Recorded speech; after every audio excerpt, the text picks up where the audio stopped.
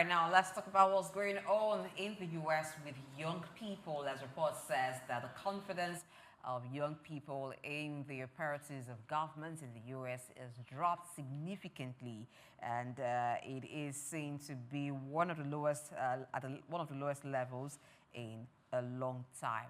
Talking about this today, we have Arnie Saiki, who is the managing director, Intemerate Earth. Great to see you again, Arnie Saiki.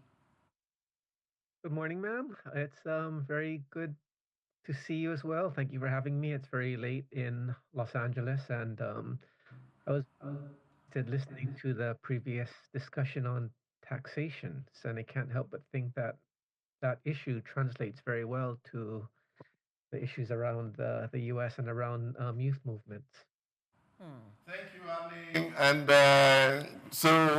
sorry for keeping you to be awake at this very late in the night. Seems slow and tired. You know why? All right, let's look at why it seems like young people in the US are losing confidence in the government. So, a poll was conducted, and it's the survey revealed that 70,000 people globally over the course of 2023 and 2024 found that less than a third of people under 30s in the US trust the government. So the proportion of US young people who said they lack freedom to choose what to do with their lives also hit a record high at 31% in 2024. So let's take it from the new administration in the US, the presidency or the administration of Donald Trump. Now, once he assumed office, there were executive orders, there were directives that were made. And then there were some other policies. One of them is the gender policy, where the government recognizes just male and female gender. Anything outside of that, the government does not recognize.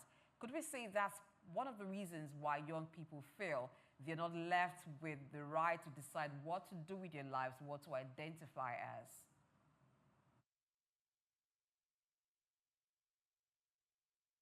Hello, Ali, Saki, are you there?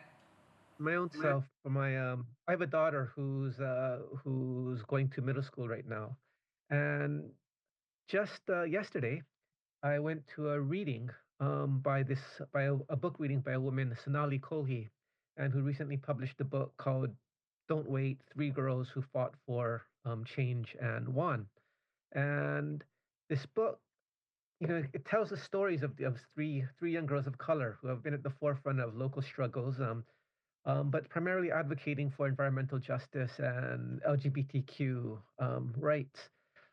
Of course, this narrative translated or segued immediately into the no into this period with Trump, and it's um, I think it's fairly clear that for young people today, especially of a certain generation of middle school, high school, college, that that the issue um, of sexual orientation or of identity politics has become a very primary issue. I think for those who are in college, at the university, um, my sense is that the people are more centered around issues around, for example, Palestine. This the genocide, these the more global engagement um, of Israel and Palestine is much more galvanizing and much more immediate than um, LGBTQ, or to some degree even environmental justice, which has really taken a back seat um, um, to activists. All right. Thank you, Annie. Looking at the data from the Gallup poll suggests that this data was collected between 2023 and 2024. How do you think that this has some sentiment to play in the last election in the U.S.? Yeah, yes, I mean, absolutely. There's there. people are very very resistant to um, to Donald Trump, to this election, and of course, all of his executive agreements that have been signed, especially in his first, like month in office, I think scared a lot of people. A lot of people really, especially like a lot of young people, people who really began to pe- people who take their rights for granted and suddenly realize that, oh, these rights and our identities, could really become undermined, and we could very much lose our identity, um, or our, especially in terms of gender identity. That I think that terrifies a lot of people of a particular generation. I mean, Looking at trust and confidence. Okay, Annie, can you hear me? yes. Looking at trust and confidence, it sits on three core drivers: authenticity, logic, and empathy. Which of these legs you feel is weakest in the American society today among the political leaders?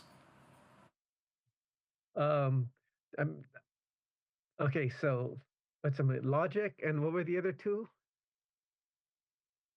And then, of course, authenticity. Um, e- I think it's very this lack of trust that's that I think many people have in the United States right now really does come from a lack of trust of the media. And I think, part of that has a lot to do, obviously with social media. I don't actually know how many young people get their news um, from any of the from major newspapers these days. So depending on but I one of the things that I was interested in terms of the poll, and I wasn't able to spend a lot of time, delving into the Gallup poll and looking to see what the sources are. But if they were from the newspapers, and if they were targeting, if they were interviewing data from those who are reading the newspapers, I think that's a minority compared to the amount of people who are getting their news off of social media. And the point I'm trying to make is, do you think young people feel that leaders are not authentic, they are not their real selves, or that they feel that leaders can solve their problems, or that they simply feel that they don't care about them? Which of these three arguments do you think would have been responsible for this lack of trust among the youths in the United States? Certainly, like all three of them. I mean, I don't think it's. I think the question, it's a loaded question, obviously, right? I mean, to say that there's that of the three options, that one has a greater impact than the other, because I think that this lack of trust is a multi-directed, um, um, yeah, is comes from several directions, is multi-directional. Let's look at what experts say. Regarding the Gallup survey, it is also, analysts have said that though the current repercussions of the current administration wasn't really taken into account given the time at which the poll was conducted, but they do believe that there's going to be a more significant drop in trust when future surveys are conducted. And they believe this could be due to the polarization that seems to be happening so much more, and friends, families are more divided on political issues now than ever. Yes, um, and of course, the United States is very big. So when you're dealing with um, um, if you're taking polls within the cities, within for example, in Los Angeles or in California where I live, versus the more central areas within the United States or in New York or in Texas. I mean, it's you're going to have very very disparate um, responses to these questions, or to um, uh, this is going to be very, very disparate data. Um, the I know, for example, in Los Angeles, the issue around immigration is um, is very, very different from what you get within the rest of the United States, and or I mean in the more rural areas around the United States and many of the red states, um, and and it's existential for people, for many people here.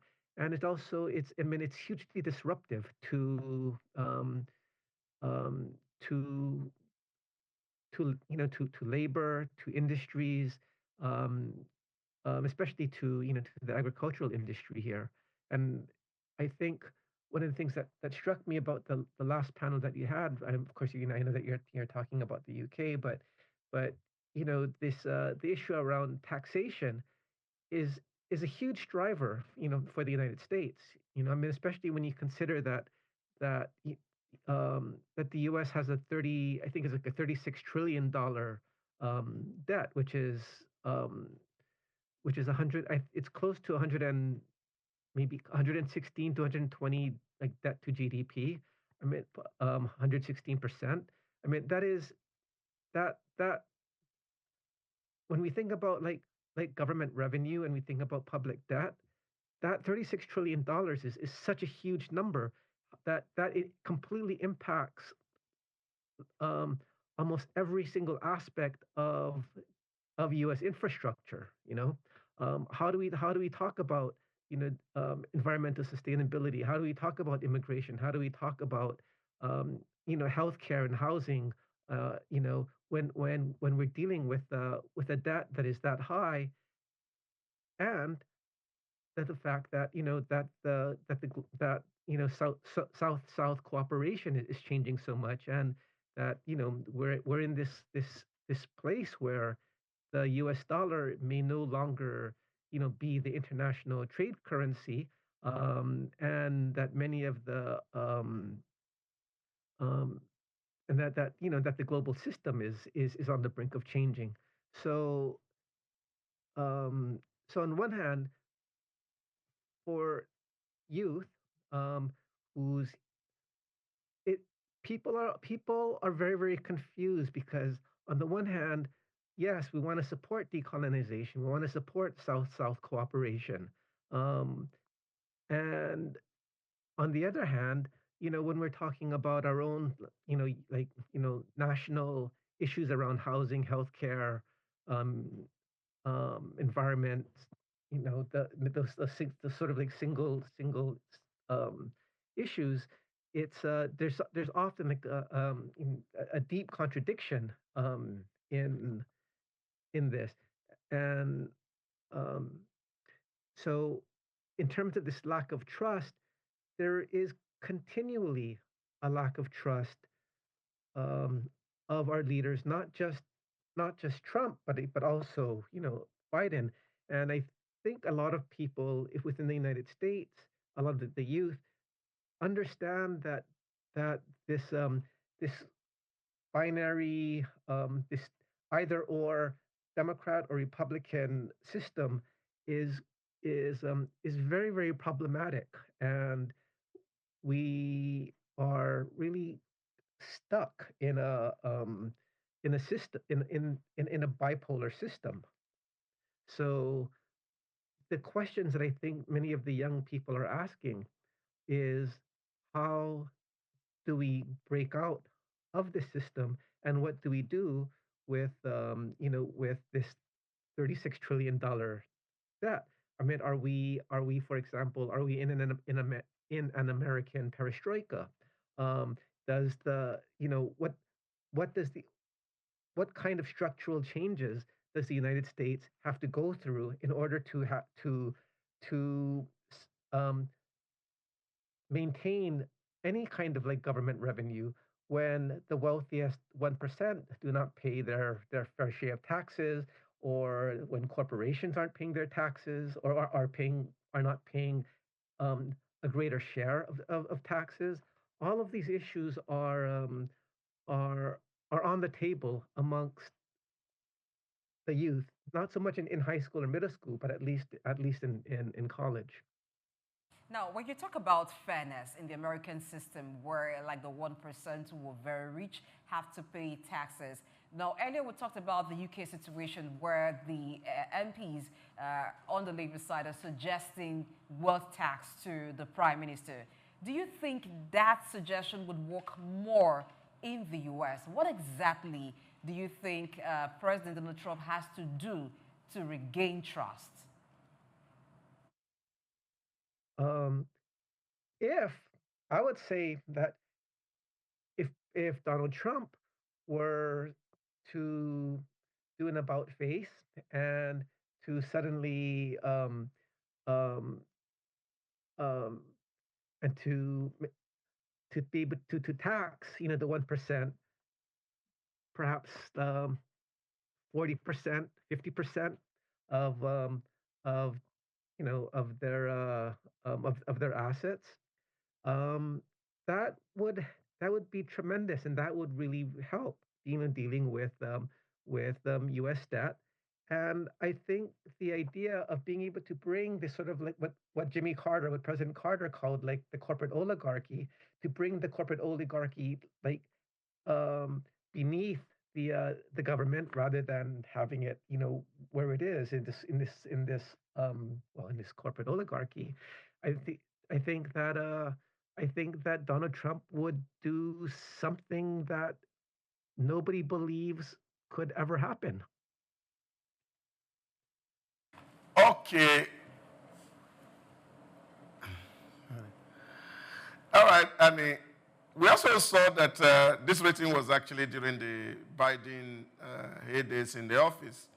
And of course, it would have been the rating on Biden. And a poll, of course, that just came out earlier today also suggests that Donald Trump has the highest of rating, while the Democrats are low. Are we seeing a renewed trust in the Donald Trump policies? I'm sorry. Can you repeat yourself, please? Cannot hear me clearly. I'm asking, the data from Gallup actually were the things that happened in the Joe Biden years, 2023, 2024.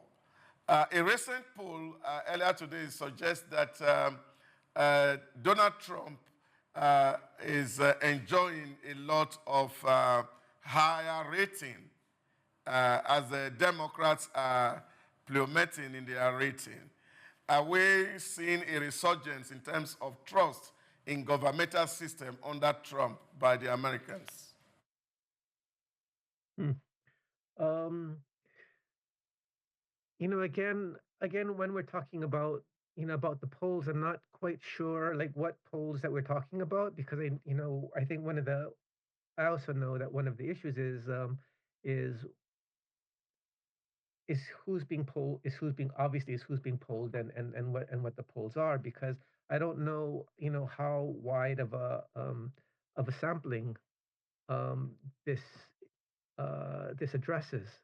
Um, I wish I had the data in front of me, because as somebody who does like I works with data statistics and valuation, this is I understand um, how um, how easy it is to um, to shape um, to shape policy with data, and I also know how easy it is to manipulate that data. Let me take you back to corporate oligarchy. Now, having Elon Musk in Donald Trump's administration, does that suggest to America that there is a strong presence of business oligarchs in American government? And what does that mean to Americans? I think more people are beginning to understand what that means now. Um, but but certainly since 2008, since the financial downturn, since the financial collapse, then I think we've seen more and more people in the United States, especially from around 2014 or 2012 to the present for the last 10 years. We've seen more and more people drop out of the middle class, and we're having like a greater rise in homelessness, a greater rise of social needs, a greater size. I mean, um, it's um, the statistics are um, are not do not look good for for the U.S. Um, well, I mean for the United States.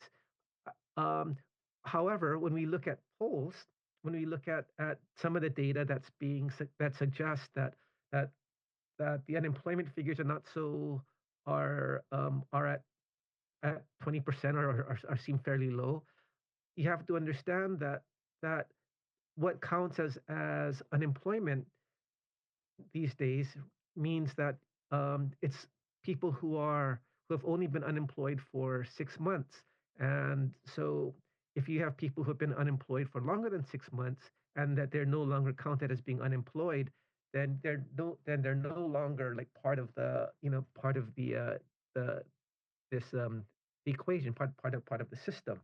Um, um, so it's this is so this addresses the more sort of systemic issue that you bring up regarding polling and the general mistrust that we have with polls and the way that polls are have been used to um, to provide um, I don't want to quite say misinformation, but it's not exactly accurate information. But it's so um, yeah, and I think that and so I think that many of the young people in our communities, I mean, they recognize that they don't pay attention to the polls because they see what's going on, um, in their communities, and and that's what they're responding to. Think that Elon Musk being involved in the current administration in any way sends a message of the business oligarchs having so much power in the US government? And that's true. That's very, very clear that many people are very, very angry, very resistant to Elon Musk. However, again, I'm speaking within Los Angeles and California, um, in an um, in a much more progressive urban community. Um, so the sampling that I have is very, very different from the red states and the states that voted for Trump. But in terms of Elon Musk, one thing that does strike me is that you can now buy a Tesla for I think like for like 13 or 14 thousand dollars, which is which is unheard of, and a lot of people are getting rid of their Teslas. And I see that as a protest to Musk's popularity in the United States. Okay, Annie, thank you for uh, those remarks. At least we appreciate your cautious optimism about what polls is doing to society generally. But also looking at it from this angle, the polls result shows that people are distrust in government system is increasing. Do you think that this also will have a part to play in the level of apathy or public participation in future elections in the United States? Um, I would suspect that in the midterm elections that we're going to see more um, more of our youth participating in uh, um, yeah, in that election. Um, I think, yeah. I mean, I'm sorry. Is that the question that you're asking? Yes, are we going to see more youth participation in future elections? Yes, yes. I do believe. Are there signs that suggest this? Because the poll is saying, contrary, that people don't believe that government, they can trust government. Maybe Yeah. because lack of competence or capacity, or government don't care really about them, or they care more about their interests, and the people really are not in the equation.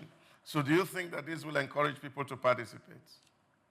Yes, because I do because I think one of the drivers here is that people get focused on single issue, um, uh, on very specific issues, and so when they go to vote, they will often vote according to that one issue. So, for example, um, LGBTQ rights, or environmental rights, or um, um, um, um, uh, anti-abortion, issues. I mean, like, these are the things that will bring people to the voting booth. Thank you so much, Arnie Saiki, Managing Director, Intemerate Earth, for being on the show today. We like how you've been very, very open in your conversation, and you actually spoke on the different areas, how the current polls are coming from different parts of the U.S., and how optimistic you are of things being able to get better in the U.S. I just hope that I'm able to answer your question. I had a hard time hearing you. So, We apologize for that, and we thank you for making the sacrifice of losing sleep just to be a part of the show. all right. Well, thank you so much. Thank you, Annie, for being with us. And thanks for watching. I'm Blessing Eichie. The show continues tomorrow, 7 a.m. West African time. Doc? In life, they say trust is more valuable than gold. And in the words of Warren Buffett, it takes 20 years to build a reputation and just 5 minutes to ruin it. So in the long and the short of it, the foundation for every success is trust. So it's our responsibility to build it, nurture it, and protect it. So you out there, we will be back here tomorrow. Keep nurturing trust, and you'll become successful. Idahosa Osamhanze is my name.